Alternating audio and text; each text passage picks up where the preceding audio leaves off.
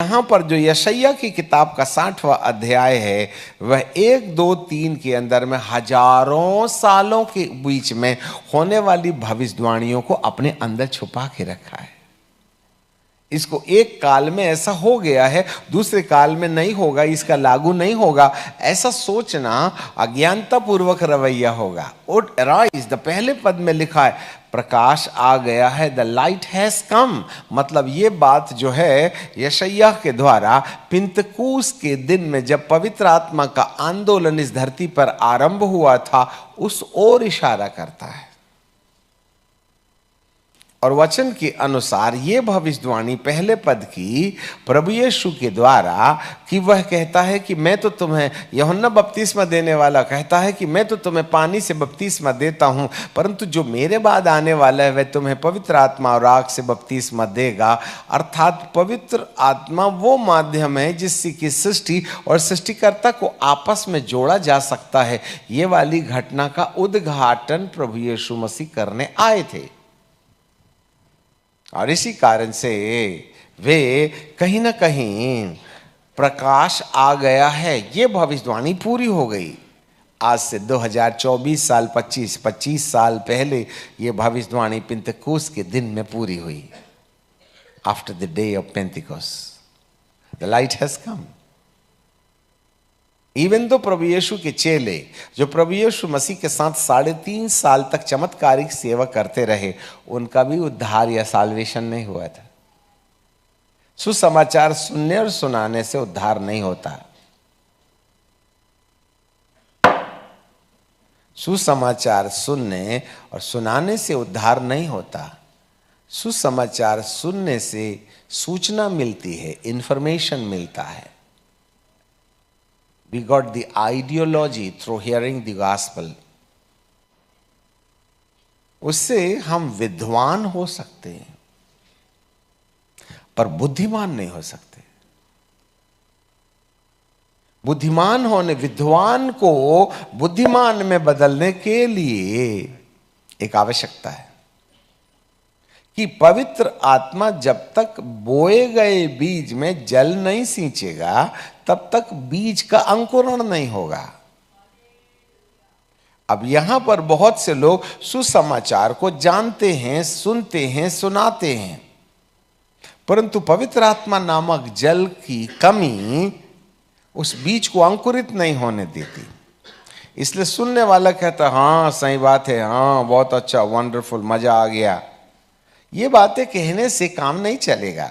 यहाँ पर बाइबल का परमेश्वर कहता है कि यदि ये सारी बातें ज्ञान तक सीमित रहें तो हम पायस, है ना, हम धर्मी बन सकते हैं, और वो भी अपने द्वारा बनाए गए धर्म, the self righteousness. The self righteousness means जब कभी कोई बात हम सुनते हैं तो अपनी बुद्धि से उस पर क्रिया करने का या एक्ट करने का हम जो प्रयास करते हैं वो सेल्फ राइचियसनेस है। वो राइचियसनेस नहीं है, सेल्फ राइचियसनेस है। और सेल्फ राइचियसनेस या स्वयं निधि मलयालम में कहते हैं, स्वयं निधि। स्वयं निधि का मतलब होता है स्वयं से स्थापित की गई धार्मिकता, वो कर्म कांड जिसको हम अपनी शक्ति से पूरा करते हैं, उसके द्वारा हम परमेश्वर को प्रसन्न करने का प्रयास करते हैं। तो भाई हम परमेश्वर की आज्ञा को अपने ही शक्ति से मान रहे हैं, पर मान रहे हैं ना। प्रभु कहते हैं यदि तुम अपनी शक्ति से ना परमेश्वर की बात को मानोगे तो तुमको घमंड करने का चांस होगा, और मैं उससे जी से बैर रखता हूं। पर जब मैं अपनी दया से तुमको धर्मी बनाता हूं तो घमंड करने का अवसर नहीं। और जब कभी भी किसी व्यक्ति के अंदर घमंड नाम की चीज ना हो और वह किसी और की शक्ति या मदद के द्वारा कोई काम पूरा करता है, तो उस व्यक्ति को परमेश्वर की ओर से दी गई दान में धार्मिकता के साथ जोड़ा जाता है। समझ रहे हैं बात? इसलिए हमारा जो जीवन है वो निर्भर रहने वाला जीवन है, इंडिपेंडेंट एंड डिपेंडेंट। इंडिपेंडेंट मतलब स्वयं पर आश्रित, I should take the decision through my own self. आज भारी मात्रा में याजक लोग इंडिपेंडेंट मिनिस्ट्री कर रहे हैं। ए भाई आप कहां सेवा करते हो? तो पासवान लोग बोलेंगे इंडिपेंडेंट मिनिस्ट्री। ये इंडिपेंडेंट बाइबल में से लाए कहां से? आप ही बता दो, हम भी जान ले। और आज 90% व्यक्ति इंडिपेंडेंट है। अब ये इंडिपेंडेंट शब्द स्वयं पर आश्रित मिनिस्ट्री, स्वयं पर आश्रित मिनिस्ट्री का मतलब होता है हमारे ऊपर कोई नहीं होना चाहिए, जो हम कर रहे हैं वो राइट है, हमसे सवाल मत मांगो। ना चंदा पूछना, ना हम जा कहाँ रहे हैं वो पूछना, और ना हमारी जिंदगी का लेखा जोखा तुम्हारी कोई बस अधिकार क्षेत्र की बात है। हम जो कर रहे हैं वो राइट है, दैट इज कॉल्ड इंडिपेंडेंट। हमारा यीशु मसीह तो नहीं था भैया।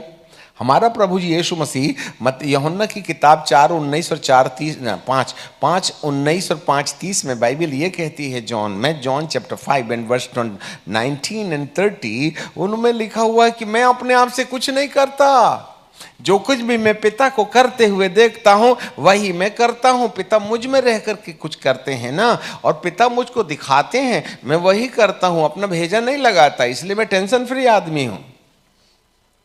और अपन रहते हैं टेंशन में, ये बाबा कहां से बोलूं रे बाबा, कहां, हे पिताजी दया करो, वचन दो वचन दो वचन दो। अब चिट्ठी भी लिख के ले आते हैं, और पंखा तेज चला और चिट्ठी उड़ गई तो समझ रहे हैं बात? निर्भर करो परमेश्वर पर, wait in the presence of God, right? वही तो प्रभु चाहते हैं।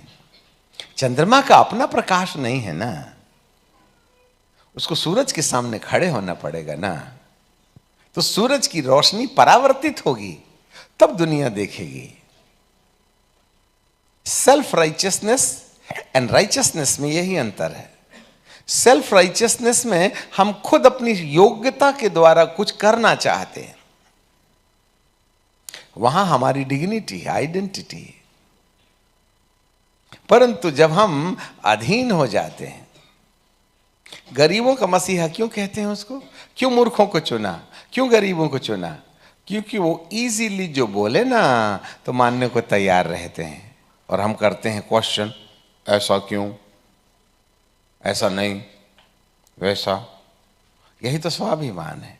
और वह दीनों पर दया करता है और अभिमानियों का सामना करता है। ये इनबिल्ड प्रॉब्लम है, हर मनुष्य के अंदर में ये रहता है। इसलिए तो पिता परमेश्वर ने प्रभु यीशु को राजघराने में पैदा नहीं किया। उसको शुरू से पैदल चलने की आदत थी। एक चद्दर ओढ़ के, वो एक चद्दर बिछा के उसी में सो लेता था। तभी ना उसको समझ में आता गरीबी क्या है। अब मूसा बाबा को ले गए, कहाँ? पैदा जरूर गांव में हुआ था, पर चला गया पैलेस में, एक घी खा रहा है, हाँ, फेयर एंड लवली।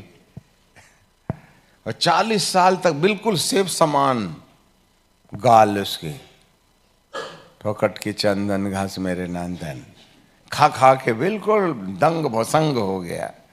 परंतु प्रभु कहते हैं, बेटा मैं तुझको अपनी तेरी बुद्धि को राजाओं से कैसे बात करते हैं ना, वो वाली शैली सिखाने ले गया हूं तुझको वहां पर। अभी तो तेरी दूसरी ट्रेनिंग बाकी है। तो फिर उसको स्वाभिमानी मूसा बाबा ने मिस्री को मारा और इजरायली को आजाद कर दिया, तो और मिस्री को छुपा दिया रेत में। तब उसको एक PhD मिली, शाबाश, वंडरफुल, एक इजराइल के लिए एक मिस्री। परमेश्वर कहते हैं, यार तेरे को दूसरा बाइबल स्कूल भेजूंगा, जा गई बकरी चरई हो, भेज दिया। मैदान में जाकर के 40 साल तक डीओ लगाना भूल गया। ठीक सर, 40 साल तक वह पैदल चलते रहा। समझ में आ गई बात? 40 years घोड़ा छोड़ ही दिया। जी हाँ, या तो तुम पहले ठाट बाट में रहो, बाद में ट्रेनिंग लो लो गरीबों की, या फिर गरीबी को पहले ही स्वाद में चख लो, और रईस बनने के बाद कभी मत कहना कि मैं रईस हूं, मैं गरीब ही हूं। यही कारण है ना, आज खुदा ने हमको गरीब घराने में पैदा करके गरीबी दिखाई है, इसलिए आज कोई फर्क नहीं पड़ता मट्टी फेंकने में। हमको पैदल चलते आता है। यही कारण है कि 45 सालों से प्रभु का दामन हमसे दूर नहीं हुआ। बहुत से लोग हैं जब रईस हो जाते हैं, जब ज्ञानी हो जाते हैं, जब इज्जतदार हो जाते हैं, तो उनके बोलने और काम करने का रवैया बदल जाता है, और यही हमारे लिए फेल्यूर है। एक दिन राजा प्रभु के पास आएंगे। क्यों? क्योंकि पहले पद के अनुसार लिखा है, उठ प्रकाशमान हो, मुझे उठना है। It's my duty that I arise myself and then the light will shine upon। ठीक है, तो पहले पद में उठ प्रकाशमान हो, तेरा प्रकाश आ गया है, यहोवा तेरे ऊपर उदय हुआ है। ये बात पिंतेकुस्त के दिन से लेकर आज तक लागू होती है। जरा सुनो ध्यान से, हम धीरे से वापस आएंगे कि प्रकाश आ गया है, प्रकाश उदय हुआ है, यहोवा का तेज तेरे ऊपर उदय हुआ है। पर दूसरे पद में एक और बात है, पृथ्वी पर तो अंधेरा। अब ये कौन से वाले दिन की ओर इशारा कर रहे हैं?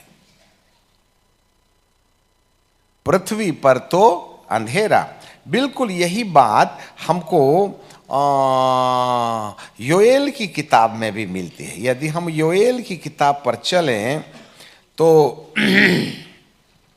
हमको आज भविष्यवाणी के रूप में ये समझने की जरूरत है कि प्रभु का वास्तविक प्लान क्या है।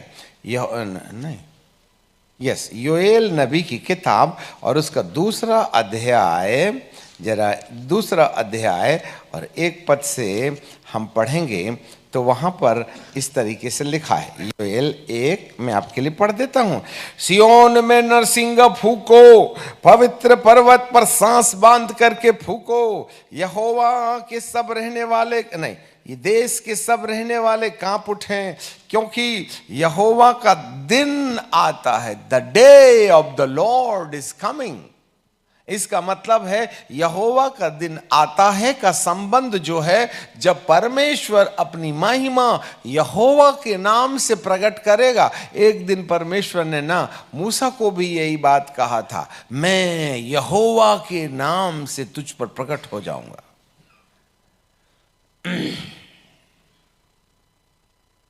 यहोवा का दिन आता है, वरन वह निकट है।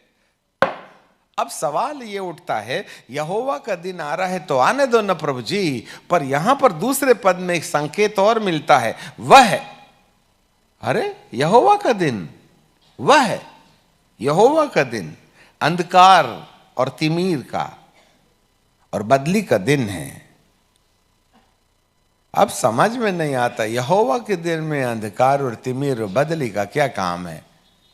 वो तो अंधकार और तिमीर और बदली तो ना यहोवा के दिन की शुरुआत से भागना चाहिए ना, पर यहां भाग नहीं रही है, वरन उसके प्रकट होने के पहले यहां पर अंधियारा और घोर अंधियारा, darkness in the thick darkness, अंधियारा और तिमीर का दिन है और बदली का सा फैलता जाता है।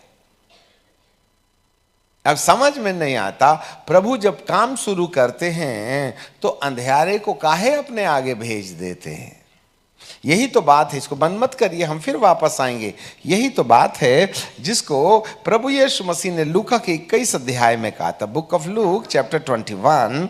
हम समा बना के फिर जल्दी से यहीं आ जाएंगे। हम प्रभु पवित्र आत्मा कहना क्या चाहते हैं ये समझना आज की दोपहर की बात है। अब जरा देखिएगा तो यहाँ पर लूका 21:34 है ना, लूका की किताब 21 अध्याय 34 पद में लिखा है, इसलिए सावधान, ऐसा ना हो कि तुम्हारा मन नंबर 1 खुमार, नंबर 2 मतवालापन, नंबर 3 जीवन की चिंताओं से सुस्त हो जाएं और वह दिन तुम पर फंदे की नाई अचानक आ पड़े। हे प्रभु, आप फंदे की बात क्यों बोलते हो? बोले मेरे काम करने से पहले फंदा आना तय है। क्यों? बोले तो भेड़ बकरियों को अलग करूंगा, मेरे लायक इंसान को बनाऊंगा, इसलिए फंदा आना जरूरी रहता है। जब कभी धर्मी जन तुझे डांटे तो तेरे सिर में डाले हुए तेल के समान है। तो कई लोगों को डांटे